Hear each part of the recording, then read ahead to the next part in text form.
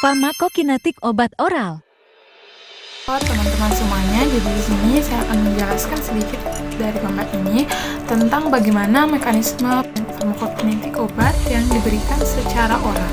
Jadi, farmakokinetik adalah sebuah proses perjalanan obat di dalam tubuh kita atau bagaimana nasib obat di dalam tubuh. Di mana proses ini mencakup 4 hal, yaitu absorpsi, distribusi, metabolisme, dan ekskresi. Sebelum obat diabsorpsi, pertama, obat yang diberikan secara oral masuk ke dalam tubuh melalui mulut, setelah itu melewati esofagus dan sampai di lambung. Nah, di lambung, obat akan mengalami proses liberasi. Liberasi adalah suatu proses pelepasan zat aktif dari bentuk sediaannya ke dalam tubuh, seperti misalnya tablet ataupun kapsul. Nah, proses ini melalui 2 tahap, yaitu disintegrasi atau pemecahan dan disolusi. Jadi di sini obat akan diubah menjadi granul yang lebih kecil agar dapat melewatinya. Tapi berbeda untuk obat yang dalam bentuk sediaan larutan, tidak melalui proses disintegrasi dan disolusi. Nah, obatnya sudah dalam bentuk larutan, sehingga langsung diabsorpsi oleh tubuh setelah dikonsumsi. Dan biasanya ini mengarah pada onset aksi yang lebih cepat dibandingkan dengan sediaan padat seperti tablet dan juga kapsul. Bagaimana suatu obat bisa melintasi membran sel atau epitel di usus halus untuk diabsorpsi? Jadi, proses ini dapat terjadi melalui beberapa mekanisme. Yang pertama, perpindahan zat obat menembus membran sel dengan mengikuti penurunan konsentrasi.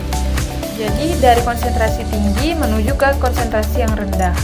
Nah, umumnya ini untuk obat-obat yang ukurannya kecil dan molekul obat yang polar. Kenapa? Karena membran sel sendiri itu terdiri dari lapisan lemak, sehingga akan lebih mudah bagi obat-obat non-polar untuk diabsorpsi dibanding dengan obat-obat yang polar. Distribusi terfasilitasi, yaitu proses perpindahan zat obat dari konsentrasi tinggi ke konsentrasi rendah, tetapi zat tersebut tidak sendirian, melainkan berikatan dengan protein pembawa atau disebut dengan transporter aktif. Suatu perpindahan zat yang membutuhkan energi untuk mendorong zat itu agar bisa melewati membran sel. Dan zat itu juga harus berikatan dengan protein pembawa atau transporter. Adalah endositosis. Di sini membran plasma akan mengelilingi zat obat, kemudian akan ditelan dan membungkusnya dalam bentuk vesikel ke dalam sel. Contohnya adalah transportasi vitamin B melewati dinding sel usus secara endositosis. Setelah diabsorpsi, obat akan masuk ke dalam sirkulasi sistemik dan didistribusikan ke seluruh tubuh. Nah, di dalam darah, obat akan diikat oleh yang namanya protein plasma, di mana protein plasma itu terdiri dari beberapa jenis. Ada yang disebut protein albumin yang khusus mengikat obat-obat yang asam dan netral, kemudian aglikoprotein yang mengikat obat-obat basa, dan kemudian obat-obat dengan golongan steroid atau hormon yang berikatan dengan globulin dan lain-lain. Sehingga obat akan ada dalam 2 bentuk, yaitu bentuk bebas dan bentuk yang terikat dengan protein plasma. Nah, hanya molekul obat bebas yang dapat menembus membran sel untuk masuk ke dalam sel-sel hati tempat terjadinya metabolisme obat. Sedangkan molekul bebas lainnya akan menembus endotel, akan keluar dari sistem sirkulasi dan ke organ targetnya untuk berinteraksi dengan reseptor dan menimbulkan efek obat. Baru kemudian akan mengalami metabolisme dan ekskresi. Sedangkan obat yang berikatan dengan protein tidak bisa berikatan dengan reseptor sehingga tidak akan menimbulkan efek. Tetapi lambat laun juga akan terlepas dari ikatannya, namun kecil kemungkinannya untuk bisa menimbulkan efek. Sehingga biasanya ada obat-obat yang akan langsung diekspresikan melalui urin. Masuk ke dalam hati mengalami proses metabolisme. Metabolisme atau dikenal dengan biotransformasi obat yang terutama terjadi di hati, tetapi bisa juga di dinding usus, di ginjal, di paru, di darah, dan lain-lain.